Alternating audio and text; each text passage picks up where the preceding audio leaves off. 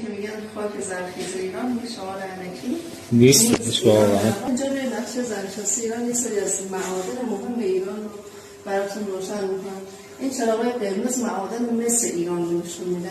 این کمربند شما از صحبت جان تا بردستگاه همه معادن مس طلاست ها. بله. روشن کرده.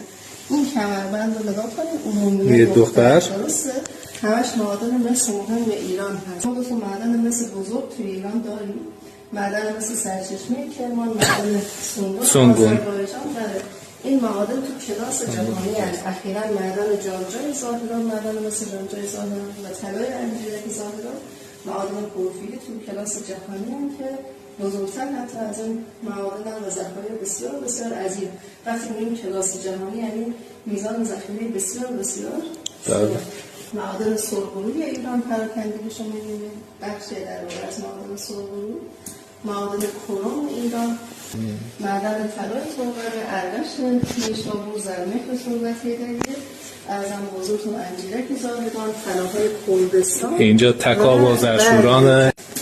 ارزم بزرگتون ذخایر باریس ایران، باز باریس هم که هم تو گل هفت‌باره استفاده میشه، همین که برای اسکن رنگی که از منفذه شکم انجام میدن. معادن آهن ایران باز آهن بزرگ ما، آهن حوزه سندان خاک، آهن حوزه ایران مرکزی، جنوب یزد، تو سیرجان هم داریم.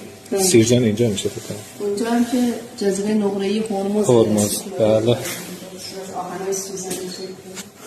و ذخایر فسفات، جایی که آهن فسفات با همه معمولا عناصر کمیاب، اورانیوم اینها توی این ذخایر داریم تو حوزه باف.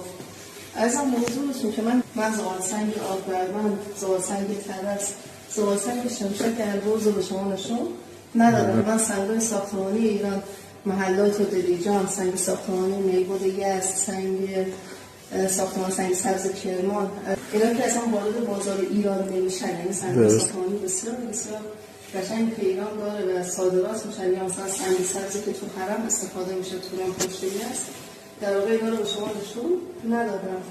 من ذخایر شورابه‌ای ایران رو به شما روی این نقشه نشون ندادم. شورابه پشت این تابلو ما نمیتونیم بیشتر از این چراغ بزنیم با این وجود. وقتی که نگاه میکنیم به این نقشه با همین تعدادی که در واقع نمایش داده، این که میگن خاک زرخیز ایران میگه شعار عینکی نیست واقعا.